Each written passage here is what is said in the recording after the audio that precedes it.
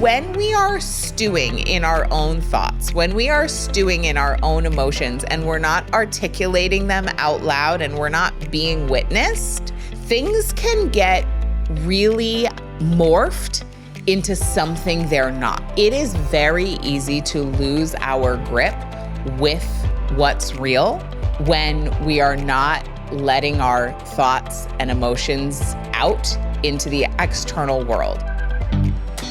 Welcome to Plenty. I'm your host, Kate Northrup, and together we are going on a journey to help you have an incredible relationship with money, time, and energy, and to have abundance on every possible level. Every week, we're going to dive in with experts and insights to help you unlock a life of plenty. Let's go fill our cups. Please note that the opinions and perspectives of the guests on the Plenty podcast are not necessarily reflective of the opinions and perspectives of Kate Northrup or anyone who works within the Kate Northrup brand.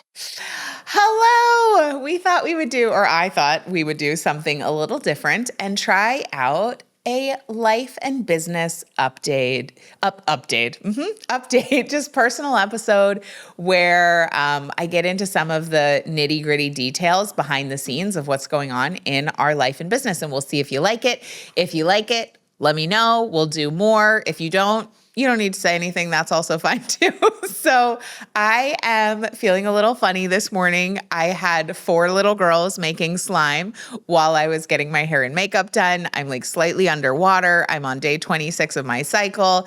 And so I'm happy, but things are a little strange. Mike is unfortunately having a skin flare with his, I know, for those of you who've been around for a while, part of our story is that Mike got really sick in 2018, my husband, and it came back in 2021, and it's like this very intense skin thing that happens to him. It's like eczema is the easiest way to say it, but it's like this intense inner toxicity. So as it comes out, which it totally is continuing to come out, so it's all good news, it hurts him and it looks really bad. And so that's happening because he's doing kind of a next round of some healing practices. So it's intense over here, but we're also celebrating a lot. So I will say we'll start with some business updates. That was a little life. I'll get more into the details in a minute. But business-wise, we just closed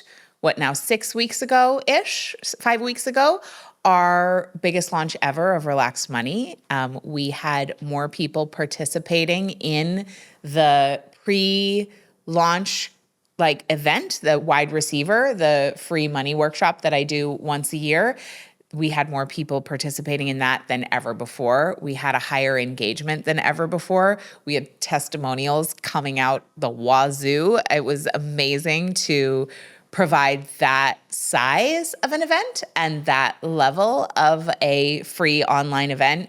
It was a big up level for us as a company. It was a big up level energetically for me. And one of the things there's a few things that led to it. And I shared this in one of my Do Less Dispatch emails a couple weeks ago, but I had a bunch of friends texting me saying okay, well, what really made the difference for you in terms of going from, because we increased our revenue by 68% over the launch of the same nature last spring.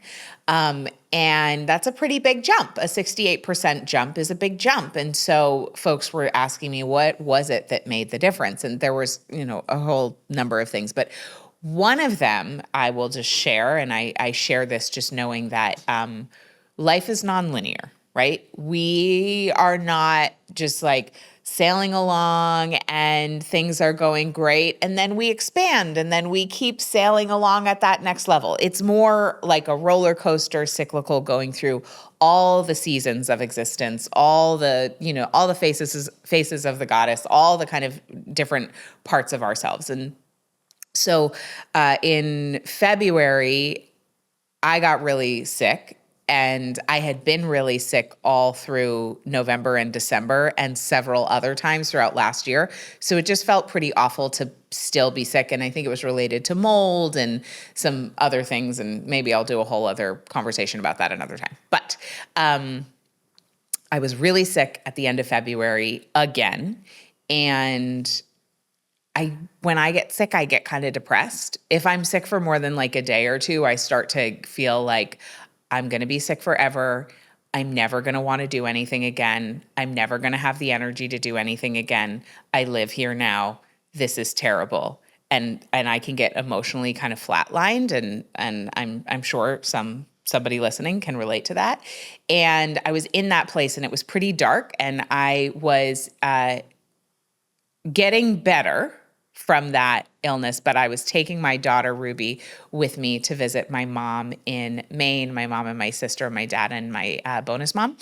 And I was coming out of that dark time, but I was still in it. And I remember I was sitting in the airport with Ruby, looking around at the other people there and thinking to myself, I literally had the thought, how does anybody like get out of bed and just be human over and over and over again? Like, how do any of these people do this? This is just a total, like, I felt so like crappy and so low. And now, meanwhile, I had gotten out of bed that morning, showered, gotten myself to the airport. This was not like a obvious thing that was going on with me, but I just felt like really kind of flatlined and unmotivated. And I was also in a shame spiral because at the end of last year, put money in an investment in a particular kind of asset that's like a tax strategy and a retirement strategy through our incredible financial planner, Caitlin Carlson of Theory Planning Partners. And it's like a beautiful strategy called a mega backdoor Roth, which I will not get into the details of. But because we were rushing, we invested a little bit more, I think, in retrospect than maybe was comfortable, and we took it from another place. And so all of a sudden, I was having a cash flow crunch. This was the beginning of March, and I went into such a shame spiral of like, I am a fraud, I am a terrible person, And so that combined with being sick, I was just in this dark place. And so when people were asking me what made the difference with the expansion with our launch, I know for sure that taking a trip to the underworld was actually essential to that growth and expansion. And I will explain. So took the trip to the underworld emotionally, physically, energetically. And then while I was home in Maine, I was kind of like tiptoeing out of it, but still in that dark place. And I was sitting around talking with my mom and my sister after I had put Ruby to bed. And I just decided, it wasn't really a conscious decision, but I just got really honest with them and was sharing what was going on and how I was in a shame spiral and how I was feeling like I was kind of a fuck up and da-da-da-da-da-da. And this is a practice that I wasn't doing as a practice, but this is something I talk to people about all the time, which is the power of co-regulation with safe people. One of the most healing things we can do for our nervous systems is to tell the truth amongst safe people. So I'm telling them what's going on. I was being pretty detailed about it, just really being transparent. And my sister starts laughing, which you gotta love when you're like sharing something hard and a sibling starts to laugh, because they can only do that in, it's like a very special bond. And I'm like, why are you laughing? And she goes, so you're telling me that you feel like a total fuck up because you overinvested in a retirement plan? And I was like, yes, that is what I'm telling you. And she goes, Kate, that's like a really good girl thing to do. And we had such a good laugh about it. And the reason I share that is to remind myself that when we are stewing in our own thoughts, when we are stewing in our own emotions and we're not articulating them out loud and we're not being witnessed, things can get really morphed into something they're not. Like, it is very easy to lose our grip with what's real, when we are not letting our thoughts and emotions out into the external world. We need safe community to remind us who we are. In that moment, my sister was able to reflect back a truer truth to me, which is that actually I was safe. Actually, everything was largely fine. And actually, the only problem, quote unquote, was that we had put more into a retirement account than possibly, whatever, right? Like that was literally the only problem, was that I had put a little more money into a retirement account and it left me feeling slightly cash flow crunched in a very temporary way. And inside myself, I had created this entire story and all of this gunk that was just not actually true. And when we're running our fear patterns in our nervous system, what I think was going on for me is that I was on the precipice of this expansion. We were having more affiliates come on board than ever before. We were up-leveling our team in ways that were really expansive. We were about to receive some launch support and coaching from someone who's also has a very large business. And so I was like on the precipice of up level. And I think my deeper unconscious patterning was trying to do everything it could to keep me small and keep me safe, which included telling these stories about how terrible I was and that like this whole deep shame story. So that was one thing. Took a trip to the underworld. One of the many things, but one of the key things that helped me to break that cycle was telling the truth to safe people, including my sister, my mom, and then also my best friend in Miami. One day I texted her literally with one of the most pathetic texts I've ever sent. And I have great compassion for myself. I actually think it's pretty funny and sweet. But I literally texted her one day and I was like, hi, so if you have time today, would you be able to just send me a text and tell me that I am not a complete piece of shit, and like tell me maybe like a couple of things that are good about how I show up in the world and like how I am as a friend and my business, because today I have completely lost sight of any of those things and I really like need help. And what was so funny about her response is, I don't know what was going on, if it was cosmic or whatever, but she was like, I literally need the same thing today. Like I was about to text you and ask you something similar. And what that created was this instant feeling of, oh, I'm not alone. Because what happens is the lie of separation, the lie that our scared part tells us that we are alone, that we are separate, makes us then doubly feel unsafe.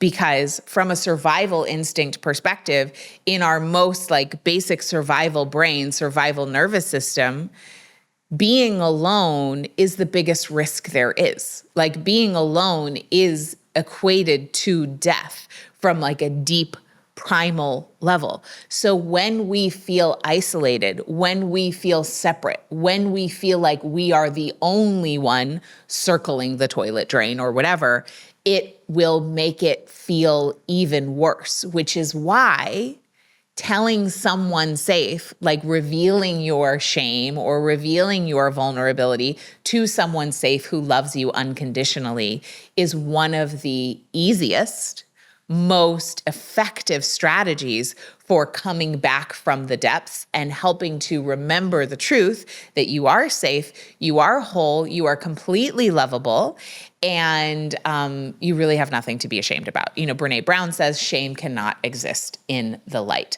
And not everyone has earned, of course, the right to our complete vulnerable truth. It wasn't like I decided to do an Instagram live from the place of feeling like I was a fuck up. That for me would not be appropriate or on brand or something I would ever do. However, texting my best friend who I've known for over a decade and sharing something with my mom and my sister who, they better love me until I die or until they die. That's a really healthy way to create that connection. And then what happens is, because our bodies do not believe the lie of separation, which is so beautiful. Like on a deep level, our nervous systems know what is true, which is that we are all infinitely connected and we are all kind of part of this. We are extensions of this one unity consciousness. And so when my sister is able to see me clearly and have a good laugh, when my mother is able to see me through the eyes of love, when my best friend is able to say like, girl, like you're fine. And also, I also feel like a piece of shit. It helped me, it helped my body, it helped my nervous system to co-regulate in the truth that their nervous systems were holding, which was a thermostat of love, safety, wholeness, abundance, and completeness. And so that made a huge difference. Okay, so that was like my whole trip to the underworld. Then I read a book called 10X is Easier Than 2X by Dr. Benjamin Hardy in collaboration with, Dan Sullivan and Dr. Benjamin Hardy.